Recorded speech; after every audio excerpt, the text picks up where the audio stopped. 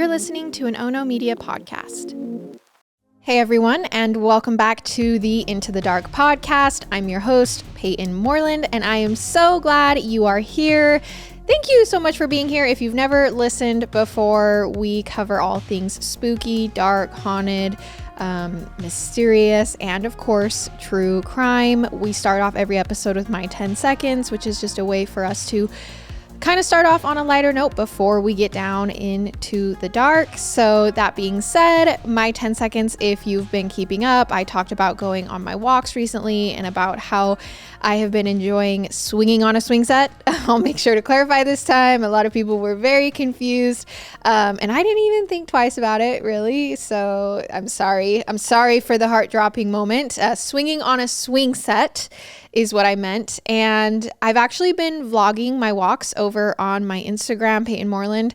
If you want to come check it out, I'm trying to create a walking club. Walking is so important. Getting vitamin D, getting outside time. It's so good for your mental health.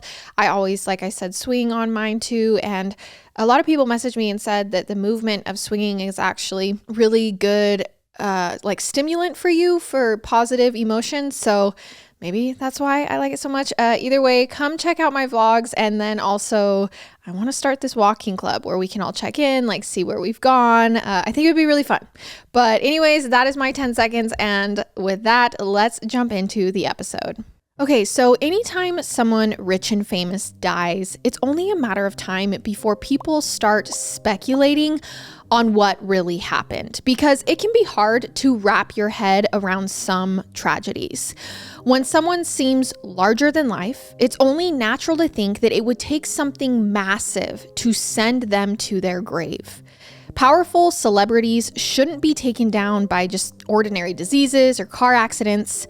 And sometimes, when people come up with tinfoil tales about celebrity deaths, they can feel like a bit of a stretch. But when the person who died has made an enemy of one of the most powerful families in the world, and the official story is just full of holes and inconsistencies, well, it's no wonder that even to this day, people are still asking, who was really responsible for the death of Princess Diana? Yeah, we're going there. We're covering it. The sad truth is that for most of Princess Diana's life, she was a pawn being used by someone else. She was manipulated, tricked, and lied to until it seemed like she didn't have a say over anything that she did. So let's go back to the beginning, give you some history, and then talk about why Princess Diana's death is such a big tinfoil tale today. So it all began when she met Prince Charles in 1977. Now at the time, Diana was just 16, and the future king of the United Kingdom was 29. He was at her family's house because he knew one of Diana's sister's friends. And right from that first meeting, Diana was smitten with him. She couldn't help but notice how energetic and fun he seemed. But that wasn't the beginning of their romance. Charles actually dated Diana's sister for a while, which a lot of you might not know. And after they broke up, Diana stayed in Charles's orbit as a friend. Still, based on some statements she gave in the press, it seemed like Diana never got over that initial schoolgirl crush. So it wasn't a total surprise that she fell head over heels when he officially began courting her in 1980. Now, from Diana's perspective, it was like a fairy tale had come true. She met a handsome, charming prince, like literal prince. And it seemed like he wanted to be with her for the rest of both of their lives. They saw each other a grand total of 13 times before Charles proposed in February of 1981. And as we know, Diana said yes. Now, Diana later told the press it wasn't a hard decision, even though she barely knew Charles at that point. It just seemed like her way forward was so clear. But she may not have realized that Charles wasn't nearly as into her as she was into him. See, there was some love drama from the beginning because even though Charles proposed to Diana, he never really got over his ex-girlfriend, a woman named Camilla Parker Bowles. Now, that name might sound familiar because it's the woman that Charles is currently married to today. So she's the queen consort. To make a long story short, Charles and Camilla dated before he even met Diana. They broke up. She married someone else. Charles turned his attention to Diana's sister, and then, as we know, eventually to Diana, his now much younger new girlfriend. But on July 28th, 1981, the night before the royal wedding, Charles told Diana that he didn't love her. It sounds like maybe he was trying to do the right thing, make sure that his bride knew what she was getting into before she said her I do's. But one night isn't very long to process such a massive confession like that. So later on, Diana described her wedding day as one of the worst days of her life. Still, she kept a stiff upper lip, she put on her white dress, she walked down the aisle, and she promised to have and to hold a man who she knew didn't love her. And once Diana was officially part of the royal family and a future queen consort, things didn't get better. After they had their two sons, William and Harry, who you probably know, Charles reportedly began seeing Camilla again. This is his ex-girlfriend and now current wife. He begins cheating on Princess Diana with his ex-girlfriend Camilla. And he wasn't the only one who was cheating, if the tabloids are to be believed. Rumors suggested that Diana maybe also was dating men on the side, and the gossip was splashed all over the British papers, as you can imagine. And this was a huge embarrassment to the entire royal family. Princesses are not supposed to cheat on their princes. So in 1992, while Diana was still married to Charles, she actually published a tell-all book, and in it, she described how miserable she was, and she blamed her unhappy relationship for some mental health difficulties that she'd faced. It was just another instance where she shone a spotlight on the ugly side of the crown, and as you can imagine, this was frowned upon. By the end of that year, the marriage was unsalvageable. And even though it would have been a massive scandal for Charles and Diana to divorce, they were creating just as many scandals while staying together. So they actually separated that December. And it took until 1996, that would be 3.5 years later, for them to settle the terms of their divorce. Now, I think it's important to mention that while divorce does happen in the royal family, it is frowned upon, especially with someone as prominent as Charles. Now, all the while, Diana stayed in the news, even though by all reports, she hated attention from the paparazzi and tabloid magazines. Still, she tried to use her fame for good, because it's safe to say that Princess Diana was loved by her people. Diana publicly campaigned against landmines and helped raise awareness of HIV and AIDS. She just kept appearing in newspapers and magazines. And in spite of her good work, the coverage wasn't always positive, especially once she started dating a man named Dodi Fayed. Dodi was a film producer, but perhaps more importantly, he was the son of a wealthy department store magnate named Mohamed Al-Fayed. And this relationship also came with a healthy dose of controversy, but not for the same reasons that Diana and Charles's had generated gossip. See, even though Dodi sometimes lived in London, he was actually originally from Egypt. And as a filmmaker, he spent a decent amount of time in Los Angeles and other film hubs outside of the UK. And on top of that, he'd been raised Muslim, although it sounds like he may not have been especially devout. Now, this next part is all speculation and rumor, so I don't know how much is true, but gossip suggested that some high-ranking people were uncomfortable with the fact that Diana was now dating a Muslim who wasn't from England. After all, she was the mother of 2 princes and helping to raise the future king. I mean, just because they got divorced doesn't mean she all of a sudden broke ties with the royal family. She has 2 boys. So the gossip goes that people were nervous about Dodi potentially having so much influence over the young royals. And if he married Diana and became their stepfather, he might help raise them in some capacity. And he might influence William and Harry in some way that the rest of the family could not approve of. Again, I don't know if there's any truth to these rumors, and it seems a bit ridiculous to assume that someone's going to be a bad influence just because they're from a different country and practice a different religion, but it is important to the story. After all, Diana had already written one tell-all book that severely embarrassed the royal family while she was still technically married to Charles. Again, tabloids suggested that she had also cheated on Charles and now had divorced him. Now, I'm not saying this at all to say that she deserved blame in this case. She wasn't the only one who had handled the marriage badly, if you will. But still, it wasn't making her a lot of fans in the royal family. And now she was dating a guy who, according to the gossip, her former in-laws just did not approve of. It seemed like Diana was a problem. And if you believe this tinfoil tale, she was a problem that maybe needed to be taken care of. In fact, Diana was convinced that someone associated with the royal family wanted her dead. This is not a rumor. Diana was telling her friends that she believed her rooms were bugged and that people were listening in on her telephone calls. She also warned her friend that very, very soon she thought that she might be killed. She even thought she knew how it would happen. As Diana put it, "I'm probably going to die in an accident, a helicopter, a plane, a car crash."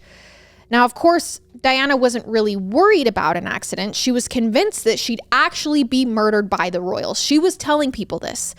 And it seems that Diana based this theory in part on a tragedy that she had already suffered during her marriage. See, while Diana was still married to Charles, she was actually seeing her bodyguard right until he died in a tragic motorcycle crash. Now, officially, his death was an accident, but Diana never bought the official story. She actually claimed that her lover had probably been murdered by someone who didn't approve of the future king's wife having an affair. Now, there doesn't seem to be much evidence that the motorcycle accident was anything but an accident, but it's not too hard to understand why Diana was suspicious now given everything else she had been going through. And she believed she was going to be next. So in the meanwhile, she was making the most of the limited time that she thought she had. In July of 1997, she and her sons, William and Henry, spent some time with Dodi in his father's home in France. And after a luxurious weekend, Diana made an odd statement to the press. She said, quote, "You will get a big surprise with the next thing I do." Now, no one exactly knows what surprise she was referring to. And sadly, she didn't live long enough to explain the comment. But there's been a lot of speculation over the years. Some people thought that maybe Diana and Dodi had gotten engaged and they were just waiting to announce the news. Or maybe Diana was pregnant with Dodi's baby. Either way, a month and a half later, on Saturday, August 30th, 1997, Diana was in Paris with Dodi. They flew into the city in the mid-afternoon and immediately met up with Dodi's bodyguards and drivers. Diana and Dodi rode into town in one car, while a man named Henri Paul took another. Now, Henri worked at Paris's Ritz Hotel, which was owned by Dodi's father, Mohamed. He was actually the head of security. But that day, he was specifically focused on his boss's son and the princess, escorting them around the city and ensuring that they were taken care of.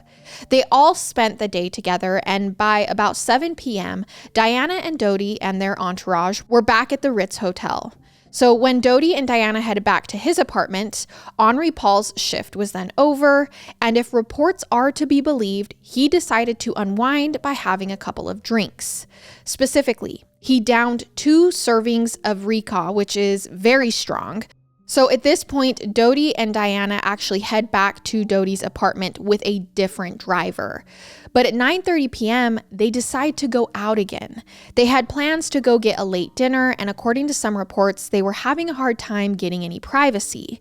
Eyewitnesses weren't super consistent, but it sounded like paparazzi were harassing the couple at Dodi's apartment and later on the way to the restaurant. It was actually bad enough that Dodi decided to change their plans at the last minute. They'd head back to his father's hotel, the Ritz, which had restaurants on site. And once they arrived, Henri would be called back into work, even though it doesn't sound like he was sober enough to actually do his job properly. So the couple had dinner at one of the hotel's restaurants, and all the while, photographers did not leave them alone. When they left after midnight that night, they reportedly made a fatal mistake. So rather than let one of Dodi's drivers take them home, even though they were still on the clock, Diana and Dodi let Henri get behind the wheel of the car. This was in spite of the fact that Henri wasn't a licensed chauffeur and, like I said, he'd been drinking. See, Dodi's drivers left out the hotel's front entrance, creating a distraction, while the paparazzi photographed the pair of almost empty cars. Henri steered Dodi and Diana out a back entrance. They only had one bodyguard in the car with them. So basically, it sounds like they were trying to keep a low profile while the other vehicles drew the press's attention. The plot with the decoy car bought them a few minutes, but before long, the photographers figured out which car the princess was inside, and the chase was on. Now, instead of driving straight back to Dodi's apartment, Henri drove in the opposite direction. Maybe he thought this would confuse the photographers and shake them off his trail, or perhaps he knew he was never going to make it back to Dodi's place that night at all. Instead, while driving at unsafe speeds, Henri zipped into the Alma underpass. That's where, officially, he lost control of the car and smashed into the 13th support pillar. The collision was violent enough to kill Henri and Dodi instantly. But Diana was still alive, as was the bodyguard who was in the car with her. Emergency medical responders arrived on the scene at 12:40 a.m. on the morning of Sunday, August 21st, and they took in the setting. A horribly smashed car with a driver and a passenger who were already deceased. Diana and her bodyguard were still alive, but they were badly hurt. So paparazzi had gathered around to snap pictures of the dying princess. While the police arrested the photographers for failing to provide medical aid, the doctors helped pull Diana from the car and moved her into the ambulance. And that's where her heart stopped. Rather than drive away and rush her to the hospital, the first responders tried to revive her right there in the parked ambulance. And they got Diana relatively stable again, and only then did they pull away. The tunnel was only 3 miles from the hospital, but it took over an hour for the vehicle to get Diana to the ER. This was because every time her blood pressure dropped, they would stop driving until they could get it back up again. So it was 2 a.m. when Diana officially checked in at the medical facility.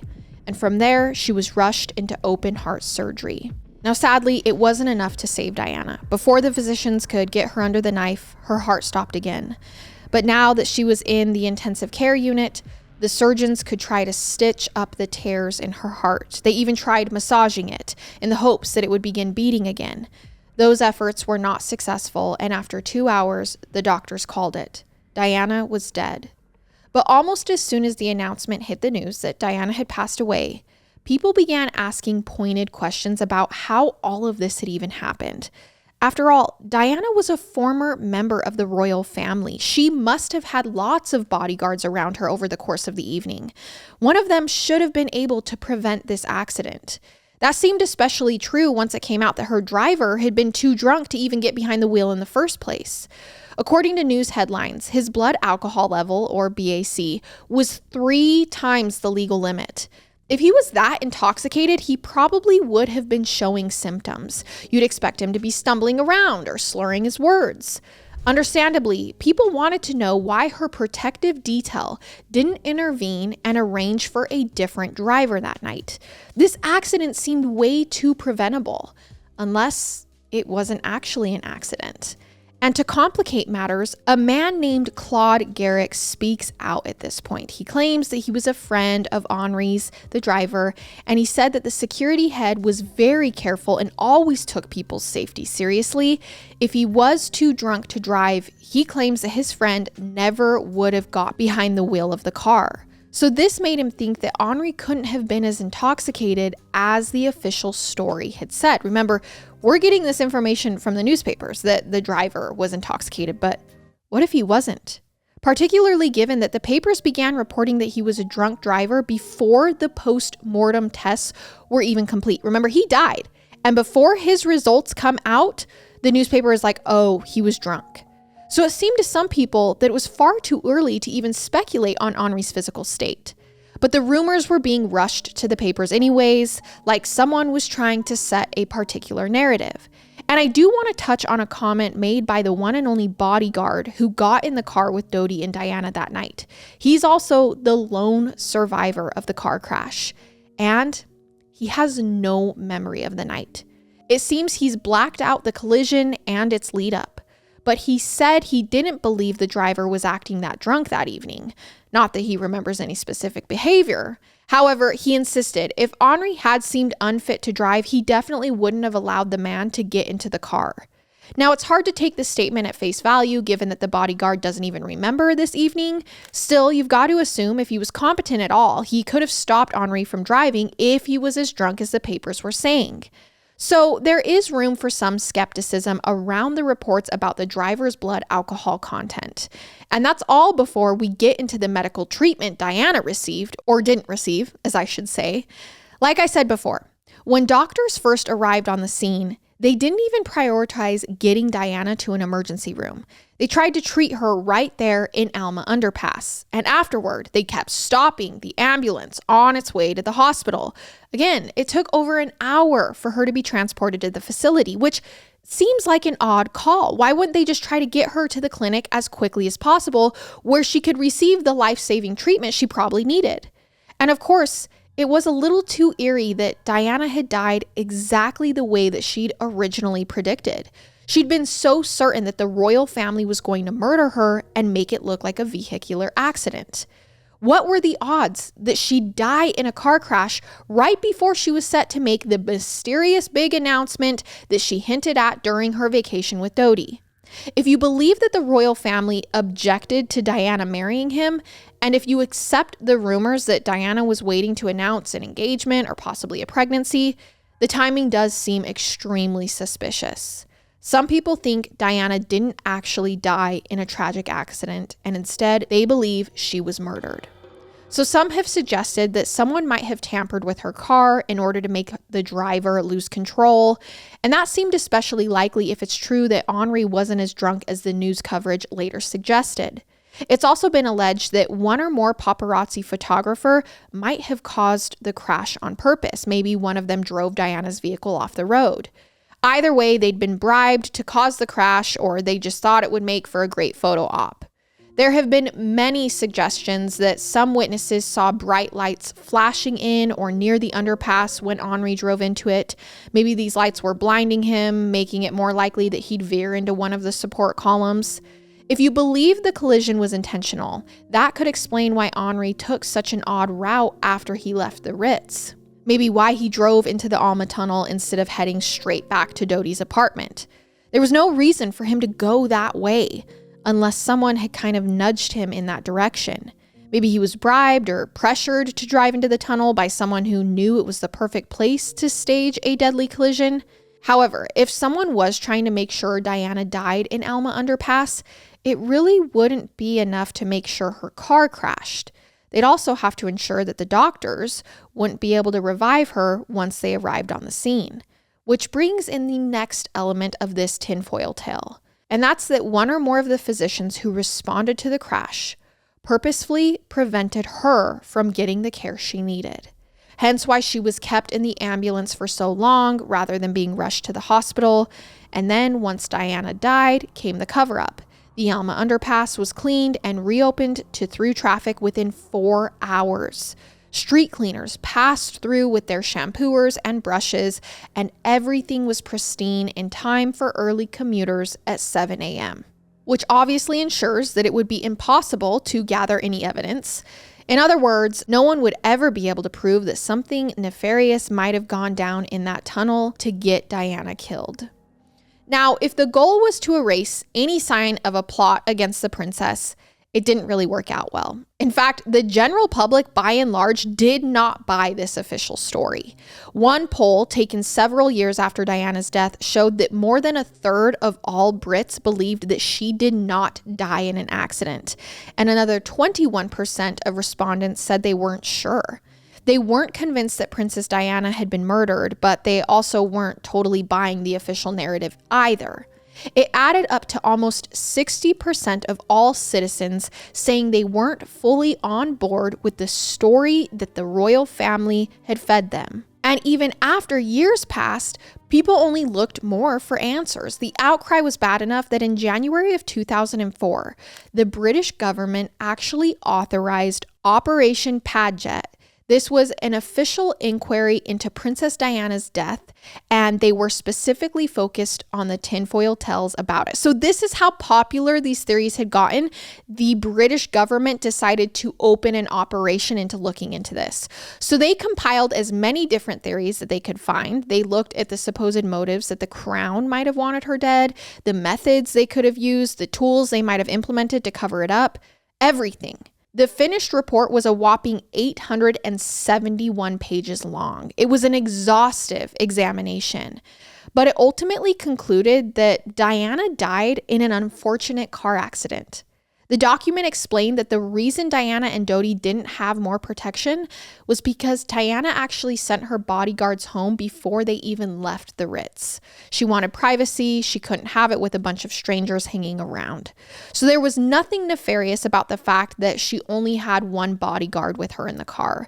And it was actually Diana's call. The documents also said there was no evidence that the car had been sabotaged or tampered with. And it even explained the long delay between the crash and Diana's arrival at the hospital. Apparently, that's standard practice for emergency medical workers in France. Their job is to get a patient stable before they transport them, rather than risk that someone might get injured worse or even die while they're in motion. So while it was unfortunate that Princess Diana had to wait so long for potentially life-saving treatment, this wasn't really a sign of any kind of plot or malice. It was just a different approach to medical care. The report even said that Diana's home had never been bugged and no one was spying on her. They also interviewed Diana's best friends, most of whom agreed they really had heard nothing about an engagement to Dodi, and her autopsy results confirmed that she was not pregnant. So it's unclear what her big surprise was that she alluded to a few weeks before her death. But it does sound unlikely that she was killed because she and Dodi were taking things to the next level. This is obviously just according to Operation Padget. Basically, they made it seem like she had no reason to be afraid and her death was nothing but a semi-random tragedy. The same official story that had been coming from the authorities for almost 7 years already. It was definitely a disappointment to people who were hoping for different answers, but maybe not a surprise. I mean, after all, if the royal family was behind the death in some way, why would this operations investigators expose them? Like, they all reported to the Crown.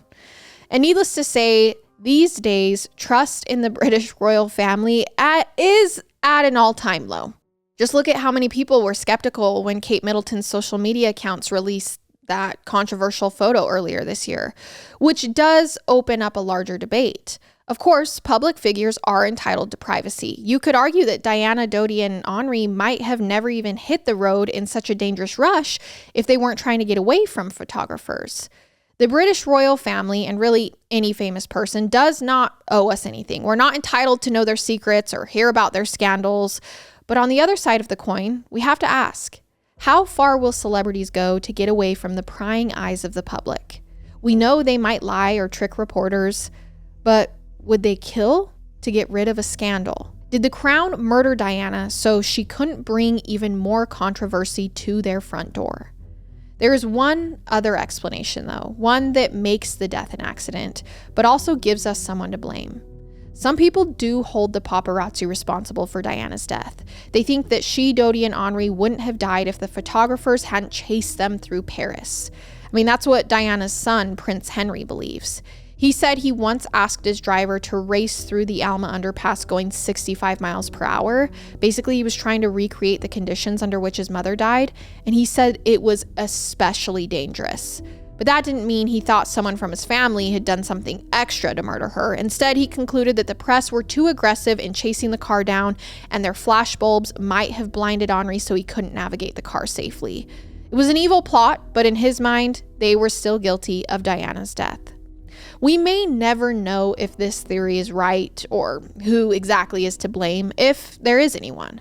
But I do think it's unfortunate that Diana's death in some ways has honestly overshadowed her life. Princess Diana did some great things, and she probably would have accomplished so much more if she hadn't passed away so young. So setting aside the question of how and why she really died, I want to spend a little short time talking about what Diana did in the 36 short years that she had on Earth. I mentioned earlier that Princess Diana helped raise awareness of HIV and AIDS, but I want to highlight how big of a deal that was in the early and mid 1990s. At that time, the illness was considered very taboo and basically unmentionable in certain circles. There was also a lot of misinformation going around about it. Some people thought you could just catch HIV or AIDS by shaking hands or hugging a person who was infected.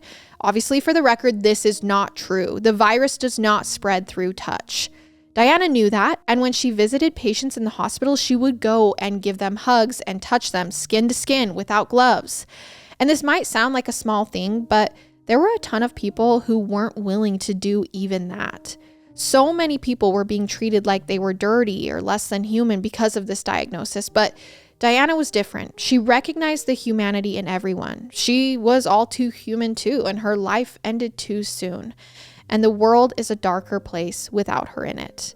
And that is the tinfoil tale of Princess Diana's death. I hope you guys enjoyed this episode. Of course, when we talk about tinfoil tales, I try to stay pretty neutral on the fence, but leave a comment. Let me know how you feel. I know that there is mounds and mounds more evidence about this. This was obviously just a summary for people who maybe haven't looked into it.